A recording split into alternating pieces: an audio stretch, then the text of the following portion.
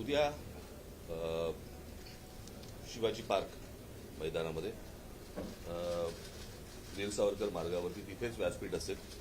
उद्या तिथून सिद्धिविनायकला जे जाणार होतो तर तिथेच असेल आणि तिथेच सगळेजण जमतील आणि तिथेच खरं तर हा या तरुणाईचा हा विजय आहे, खूप मोठा विजय आहे. याचं जर एका वाक्यात जर वर्णन करायचं झालं तर या जेनझीनी सरकारच्या झिंग्या उपटलेल्या आहेत आणि त्यांना जमिनीवरती पूर्णपणे आणलेलं आहे. हा मला असं वाटतं खूप मोठा विजय या तरुणांचा आहे. त्याच्यामध्ये दिपकेंचा त्याच्यामध्ये खूप मोठा वाटा आहे आणि जे आज राजीनामा कधी कुठच्याही गोष्टीला मस्तवालपणे उत्तर देणारं जे सरकार आहे त्या सरकारला माघार घ्यावी लागली एवढ्या मोठ्या प्रमाणावरती. एवढं मोठं आंदोलन आज देशभर उभं राहिलंय आणि त्याचा जल्लोष मला असं वाटतं होणं गरजेचं आहे आणि त्याच्यासाठी म्हणून उद्या सगळेजण शिवाजी पार्कला तिथे जमतील. जो रोष होता तो केवळ धर्मेंद्र प्रधान यांच्यावर नव्हता तर आता रोष जो आहे तो पंतप्रधान यांच्यापर्यंत. मी कालच म्हटलं होतं की हा जो राग आहे आता हा प्रधानांवरून पंतप्रधानांवरती गेलेला आहे. आणि एक गोष्ट तुम्हाला सांगतो की याच्या पुढचे जे काही निर्णय आहेत हे मला असं वाटतं अभिजित दिपके हे जे घेतील त्याला आमचा पूर्णपणे पाठिंबा असेल. त्यांनी ह्या गोष्टी सुरू केलेल्या आहेत, निर्णय त्यांनीच घ्यायचा आहे आणि ते जे ज्या प्रकारचे निर्णय घेतील त्याला मला असं वाटतं देशातला तरुण पाठिंबा देईल. सर, ही घटना राजीनामाचं पत्र दिल्यानंतर देवेंद्र फडणवीसांना अमित शहानी दिल्लीत बोलावून घेतलेलं आहे. कदाचित महाराष्ट्रामधून पुढचा शिक्षण मंत्री असण्याची शक्यता वर्तवली जाते. तर याच्या तातडीने बोलवून घेतलं. तुम्हाला काय वाटतं? तुम्हाला जेवढी बातमी कळली तेवढीच आम्हाला कळली आहे. ह्याच्या पलीकडे आम्हाला काहीच माहित नाही. आणि उद्धवजी, तुम्ही महाराष्ट्रातले प्रमुख राजकारणी आहात. असं अचानक तातडीने देवेंद्र फडणवीसांना दिल्लीत त्यांचे पक्षश्रेष्ठी बोलवतात धर्मेंद्र प्रधानांच्या राजीनाम्यानंतर तुमचा अंदाज काय? नाही काय हे बघा आता हे इतक्या वेळा गेले आहेत आजपर्यंत बरं का. त्यांच्यामध्ये तर इतकं ती चुरस आहे की शिंदे गेले की मग ते आले परत की फडणवीस जातात, फडणवीस आले की मग शिंदे जातात. त्याच्यामुळे हे खूपदा झालेलं आहे. आत्ताच्या सिच्युएशनमध्ये हे का गेलेत मला असं वाटतं त्यांनी सांगितल्याशिवाय आपल्याला कळणार नाही किंवा तिकडे काय वरती निर्णय झाल्याशिवाय आपल्याला आत्ता काही कळणार नाही. कारण जशी तुम्ही आत्ता बातमी ऐकली तशी आम्ही पण आत्ताच ऐकलेली आहे. त्याच्यामुळे आता याच्यावरती आत्ता या क्षणाला काय बोलण्यात अर्थ नाही. मन की बात होणार असं काहीतरी म्हटलं जातं. मन की बात होणार असं म्हटलं जातं. खरं चला. सर, कशा प्रकारे आभार मानून, कारण त्यांच्या बोलण्यावरून हे सगळं उभं राहिलं. नाही, सोनम वांगचूक यांना धन्यवाद आम्ही दिलेच आहेत. कारण मधल्या काळामध्ये ते स्वतः येऊन मला भेटूनही गेले होते. त्यांना तिथून त्यांचं अपहरण करण्याच्या 1-2 दिवस आधी मी त्यांच्याशी फोनवरून बोललो सुद्धा होतो. मी स्वतः त्यांना विनंती केली होती. पण सोनम वांगचूक त्यांच्या उपोषणावरती ठाम होते. 26 दिवस एका विषयासाठी उपोषण करणं ही सारी गोष्ट नाहीये आणि ज्यांनी या युवकांच्या पाठी आपली शक्ती उभी केली त्या सगळ्यांना मी धन्यवाद देतो. आणि एक गोष्ट नक्की की आता यापुढे या देशात आपण हुकुमशाही करू शकत नाही, आणू शकत नाही, हे ह्या एका घटनेने अधोरेखित झालेलं आहे. ज्या वेळेला हुकुमशाही करण्याचा प्रयत्न करेल त्यावेळेला हे तरुण त्याला चिरडून टाकल्याशिवाय राहणार नाही.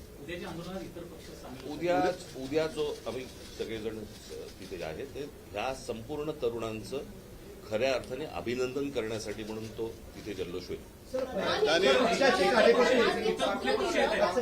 त्यांनी उल्लेख केला आहे की मी कधी असा विचार केला होता की मुलांचं भविष्य खराब व्हावं. जे माफी आहेत त्यांच्या हातून तर कधीच मी विचार केला होता की मुलांचं भविष्य खराब व्हावं. प्रधान यांनी राजीनामा पत्र देताना मी तुम्हाला एक गोष्ट सांगतो, कदाचित तुम्हाला माहिती असेल. याच्या अगोदर ज्या वेळेला भारतीय जनता पक्ष ज्याला विरोधी पक्षामध्ये होतं, रेल्वे अपघात झाल्यावरती ते रेल्वे मंत्र्याचा राजीनामा मागायचे की नाही?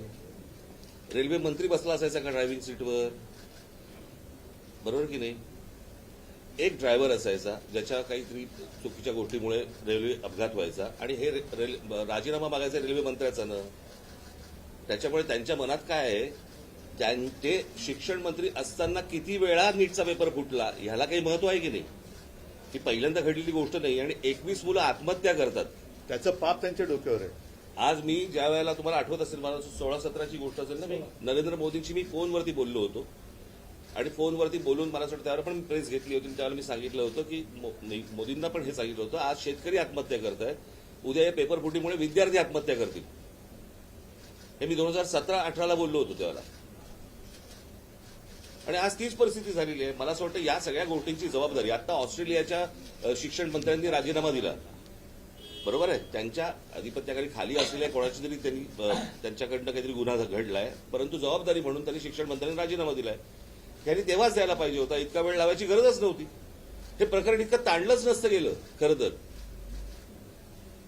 पण आम्हाला कोण काय करणार हे जे आहे हे या सर्व तरुणांनी सगळ्यांना रस्त्यावरती आणले. त्यात एक असं आहे की नरेंद्र मोदी ज्या समाज माध्यमांचा वापर करून नाही, 2014 दिनेश. सत्तेत आले त्याच्यावरती ते समाज माध्यम- त्याचंच माझं व्यंगचित्र होतं ना, नाही, परतीचा पाऊस. एकच नाही, सेकंद. पण यावेळेस इंस्टाग्राम सगळ्यात जास्त चर्चेत आहे. अहो, ही नाही, एक मुलांना- मिनिट. हे इंस्टाग्रामवरनच मी काही प्रश्न हे मुद्दामून लिहून घेतलेत. हे आता शिक्षण मंत्री त्यांची जबाबदारी टाळण्याचा प्रयत्न करत होते. आता हे प्रश्न हे देशाच्या गृहमंत्र्यांना विचारले पाहिजेत, कारण दिल्लीचे पोलीस हे त्यांच्या ताब्यात आहेत, केंद्राच्या. म्हणून एक इंस्टाग्रामवरती मुलांनीच विचारलेले प्रश्न आहेत की पाण्याचे फवारे का वापरण्यात आले नाहीत दिल्लीमध्ये, खिळ्या असलेल्या लाठ्या का वापरण्यात आल्या, त्याच्यानंतर पेलेट गननी म्हणजे गोळीबार करण्याचा आदेश कोणी दिला, तरुण महिलांवरती पुरुष पोलिसांकडून मारहाण करण्यात येईल इतका बळाचा वापर का करण्यात आला, पोलिसांसोबत नागरी वेशातील काही पुरुष विद्यार्थ्यांना दंडुक्यांनी का मारत होते, बहुतेक पोलीस अधिकारी नावाच्या पट्ट्या का परिधान केलेल्या नव्हत्या, एका महिलेला मारहाण करताना दिसलेल्या वरिष्ठ पोलीस अधिकाऱ्यावर कोणती कारवाई करण्यात आलेली आहे, त्या दिवशी किती धुरांचे गोळे डागण्यात आले, हे त्याच्यानंतर ते काय करंट द्यायचं ते काय असतं, ते दंडुके असतात ना ते,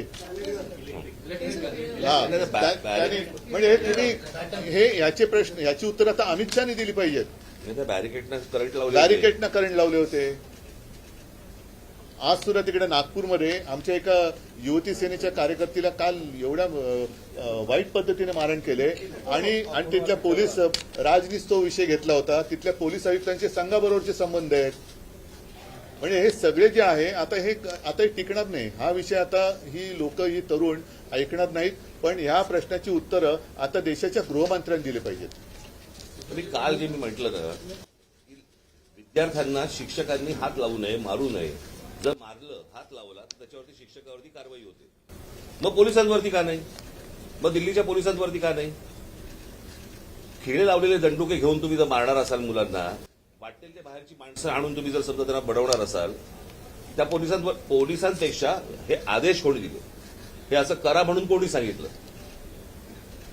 जर शिक्षकांवरती कारवाईची जर समजा कायदा असेल तर अशा प्रकारे बरं त्यांनी काय केलं होतं पोरांनी की तुम्ही इतकं मारलं? आता तर काहीतरी म्हणजे जेवण बंद करून टाकलं होतं. इथपर्यंत गेलात तुम्ही. उद्धवजी पंतप्रधान आता इंस्टाग्रामवर जास्त लक्ष देत आहेत. सगळे मंत्र्यांना सांगितलंय.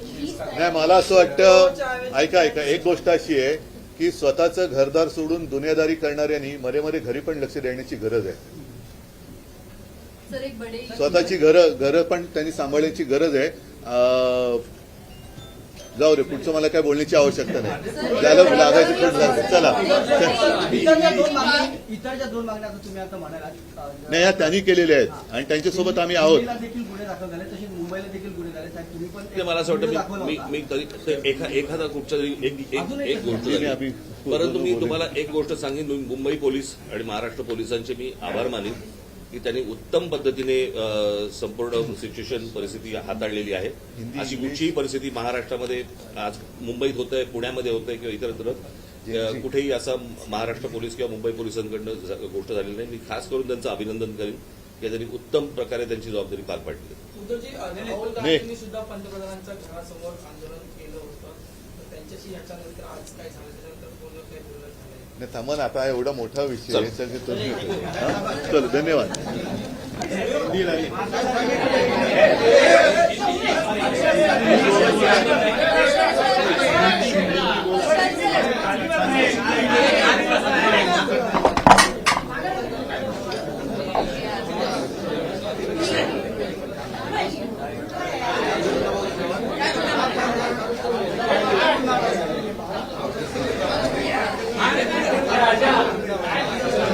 आहे